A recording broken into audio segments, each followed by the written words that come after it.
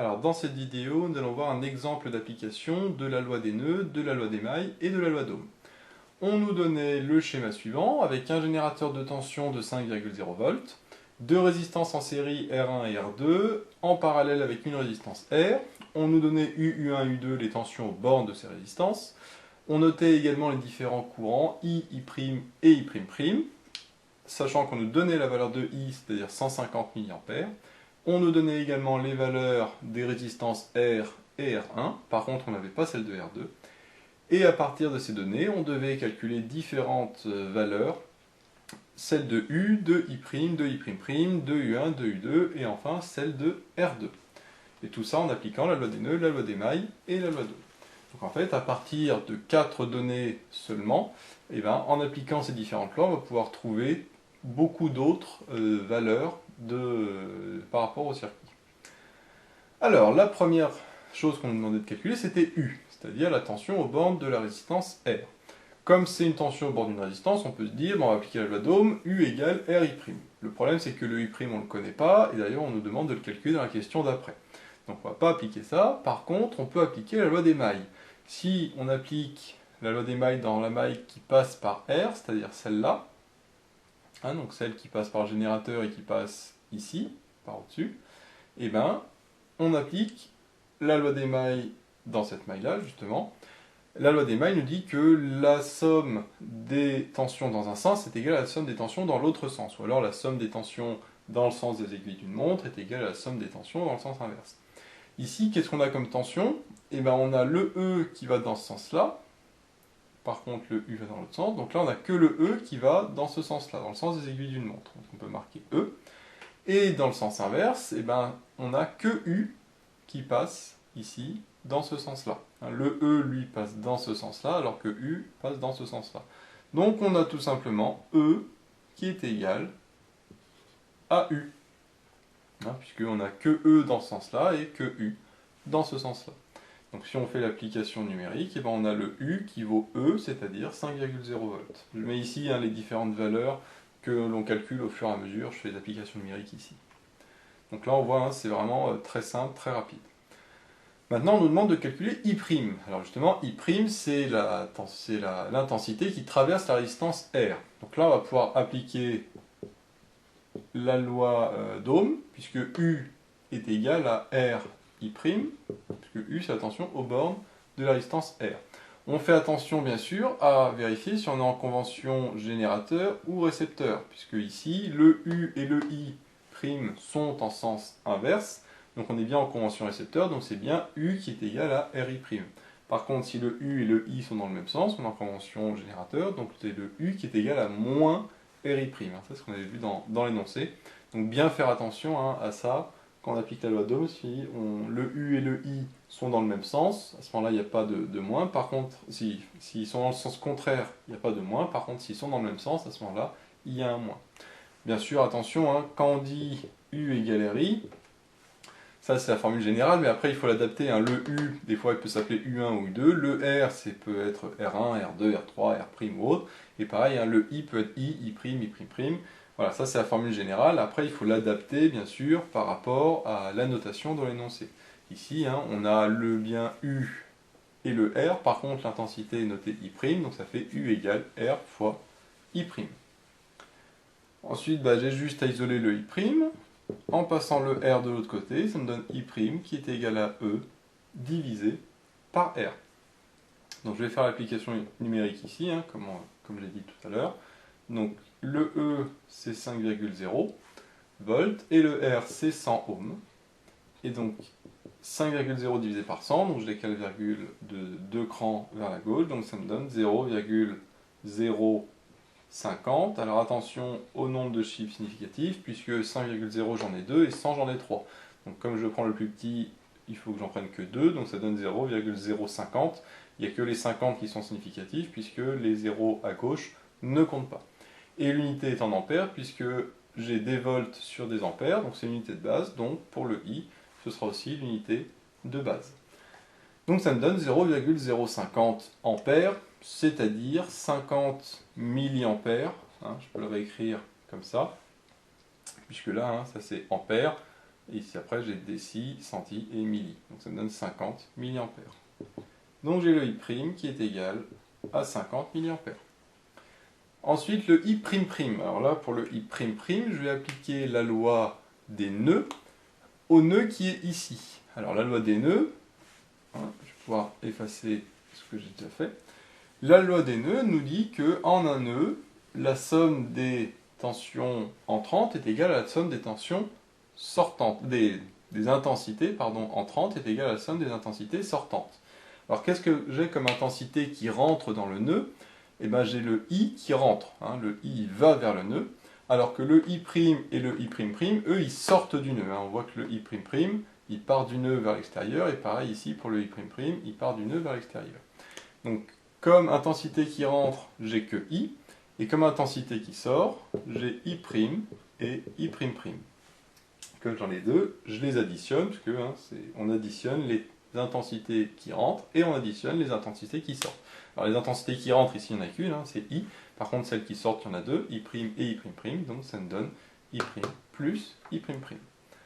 Moi, comme je cherche I', j'ai juste à l'isoler, donc I', c'est égal à I moins I'. Donc I moins I', bon je vais faire ici l'application numérique, donc j'ai I'' qui est égal à I, c'est-à-dire 150 mA, alors je ne vais pas mettre milliampères, je vais mettre 150, moins I' qui est égal à 50 mA, d'où l'intérêt de convertir le I' ici en ampères, en milliampères, puisque le I ici est en milliampères. Et donc 150 moins 50, ça me donne tout simplement 100 mA. Donc j'ai le I'' qui est égal à 100 mA. Donc je vais pouvoir le mettre ici. Hop. J'ai le I'' qui est égal à 100 mA. Très souvent, les intensités sont assez faibles. On aura rarement des intensités de 2, 3, 4, 12 ou 100 ampères. Ça, c'est très rare parce que c'est très élevé. Généralement, c'est très souvent que les intensités sont en milliampères puisque c'est une unité qui correspond plus aux intensités qu'on rencontre dans la vie courante. Ou sur des petits schémas comme ça, en tout cas. Donc, une fois qu'on a le I'', on nous demandait de calculer le U1. Alors U1, d'après le schéma, c'est la tension aux bornes de la résistance R1. Donc comme c'est une tension aux bornes d'une résistance, on applique tout simplement la loi d'Ohm en disant que U1, c'est égal à R1 fois I''. Alors R1 parce que c'est la tension aux bornes de R1, et I', c'est le courant qui traverse la résistance R1. Encore une fois, le U et le I'' sont en sens inverse, c'est-à-dire en convention récepteur, donc il n'y a pas de moins devant le RI. L'application numérique, tout simplement. R1, on nous disait que c'était 20 ohms. Donc là, il n'y a pas besoin de convertir. Le I'', alors attention, c'est 100 mA. Il faut le convertir en ampères, puisque on prend toujours les unités de base dans les applications numériques, c'est-à-dire les volts, les ampères et les ohms. Comme ça, on est sûr de ne pas se tromper. Si on commence à mettre en milliampères ou autre, c'est un petit peu plus compliqué. Donc 100 mA, c'est 0,100 ampères. J'aurais pu mettre 100 fois 10 puissance moins 3, du moins qu'on garde le même nombre de chiffres significatifs. Donc là, j'ai bien 3 chiffres significatifs. Par contre, comme le R1 en a 2, il faut que je garde seulement 2 chiffres significatifs. Et ici, 20 fois 0,1, ça me donne 2,0. Et donc, c'est en volts, puisque U1 est une tension, et que ici, j'ai des ohms fois des ampères. Donc, j'ai le U1, je peux le noter ici, avec les autres choses que j'ai déjà trouvées. U1, c'est tout simplement 2,0 volts. Maintenant, le U2. Alors le U2 qu'il est ici, c'est la tension aux bornes de R2, donc on peut se dire, tiens, je vais appliquer comme ici, je fais R2 fois I'', puisque c'est I'' qui traverse R2. Le problème, c'est que je n'ai pas R2, et qu'on me demande justement la question d'après. Donc pour ça, il va falloir utiliser autre chose. Et là, on va utiliser en fait la valeur de U et de U1. Pourquoi? Parce que U, c'est la tension au bord de la résistance, la tension entre ce point-là et ce point-là, du coup. Et ce qu'on a vu dans le cours, c'est qu'en fait, quand on a des résistances en parallèle, en fait la tension au niveau d'une branche est égale à la tension au niveau de l'autre branche.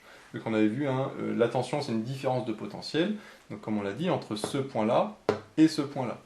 Maintenant, si on fait U1 plus U2, si on additionne les deux résistances ici, ça nous donnera la différence de potentiel entre ce point-là et ce point-là. Or, ce point-là et celui-là sont séparés uniquement par un fil, donc en fait ils ont le même potentiel, tout comme les points ici et là qui sont uniquement séparés par un fil et donc qui ont le même potentiel. Donc en fait, le U est tout simplement égal au U1 plus U2. Pour une autre manière de le voir, hein, c'est de faire tout simplement la loi des mailles dans cette maille-là, la maille juste des résistances en parallèle. Si on fait la loi des mailles dans cette maille-là, et ben dans le sens des aiguilles d'une montre, on a U1 et U2. On voit, hein, U1 et U2 sont tous les deux dans ce sens-là. Par contre, le U, lui, est dans l'autre sens. Hein. Il est dans le sens opposé à U1 et U2. Donc si on applique la loi des mailles, ça nous donne tout simplement U1 plus U2 qui est égal à U. Donc là, j'ai expliqué de deux manières différentes. Hein. Soit on le fait avec les différences de potentiel, soit on le fait avec les lois des mailles. C'est encore plus simple avec la loi des mailles. Et donc mon U2, eh ben, il vaut tout simplement U moins U1. Tout simplement passer le U1 de l'autre côté. Le U, je l'ai, puisqu'on avait vu qu'il valait 5,0. Le U1, on avait vu qu'il valait 2,0. Et donc 5,0 moins 2,0, ça fait tout simplement 3,0. Et donc j'ai mon U2 qui est égal à 3,0 volts. Une fois que j'ai ça, eh ben, je peux calculer le R2, puisque maintenant que j'ai R2, enfin maintenant que je veux R2, maintenant que j'ai U2, et ben je peux appliquer la loi d'Ohm à U2, puisque je sais que U2 égale à R2 fois I''. Donc encore une fois, hein, I'' c'est l'intensité qui traverse la résistance R2, et U2 c'est la tension aux bornes de R2. U2 et I'' sont en sens inverse, donc c'est-à-dire en convention récepteur, donc j'ai pas de moins, j'ai bien U2 qui est égal à R2 fois I''. Le R2 que je cherche, hein, en l'isolant, ça me donne U2 divisé par I''. Donc j'ai finalement R2 qui est égal à U2, c'est-à-dire 3,0, divisé par I'', qui vaut 100 mA, c'est-à-dire 0,100. Et 3 divisé par 0,100, ça me donne 3 divisé par 0,1, c'est-à-dire 30. Alors là, pareil, hein, là j'ai deux chiffres significatifs, ici j'en ai 3, du coup j'en garde que 2, et donc du coup ça me donne 30 et ohms. Alors des ohms, puisque hein, j'ai des volts sur des ampères. Donc j'ai R2 qui vaut 30 ohms, donc je vais le mettre ici, hein, 30 ohms. Et donc voilà, j'ai finalement trouvé toutes les données hein, qu'on me demandait, c'est-à-dire le U, le I' et le I'', qui sont ici, ici et là, le U1 et le U2 qui sont là, et le R2 qui est égal à 30 ohms, comme on vient de le voir. Donc voilà un petit peu comment, en appliquant, on a vu, hein, soit la loi des mailles, soit la loi des nœuds, soit la loi d'Ohm, trouver les différentes relations, sachant qu'on a appliqué la loi des mailles dans cette maille-là, puis dans cette maille-là. On a appliqué la loi d'Ohm parfois pour calculer U, parfois pour calculer R comme ici, tout dépend de ce que l'on cherche. Parfois on peut l'utiliser aussi pour calculer I, hein. On a U égale RI, donc du moment qu'on connaît deux des trois valeurs, on peut calculer la troisième. On a appliqué la loi des nœuds ici pour trouver une intensité à partir des deux autres. Et puis hein, la loi d'Ohm, donc on voit qu'il faut jongler avec les différentes formules que l'on connaît pour calculer soit l'intensité, soit la tension, soit la résistance, hein, tout dépend du schéma. Ici on a vu un exemple assez complet avec pas mal de choses à calculer, pas mal d'applications différentes des trois lois que l'on connaît. Après hein, il y a plein d'exercices différents, on verra dans une autre vidéo un autre exercice assez similaire hein, avec le même principe, sachant qu'ici on n'a pas regroupé les résistances pour faire une résistance équivalente, on peut très bien le faire, ça dépend des énoncés. Ici ce n'était pas la peine, on verra dans un autre exercice comment utiliser le regroupement des résistances en résistances équivalentes pour trouver justement certaines de ces valeurs-là. Donc voilà, j'espère que cette vidéo vous sera utile. N'hésitez pas à vous abonner pour être au courant des nouvelles vidéos qui sortiront. J'ai mis le lien vers l'énoncé de l'exercice dans la description avec d'autres exercices sur l'application de la loi d'Ohm, de la loi des mailles et de la loi des nœuds. J'ai également mis le lien vers la page Tipeee où vous pouvez soutenir Méthode Physique. Et moi je vous dis à bientôt pour une nouvelle vidéo.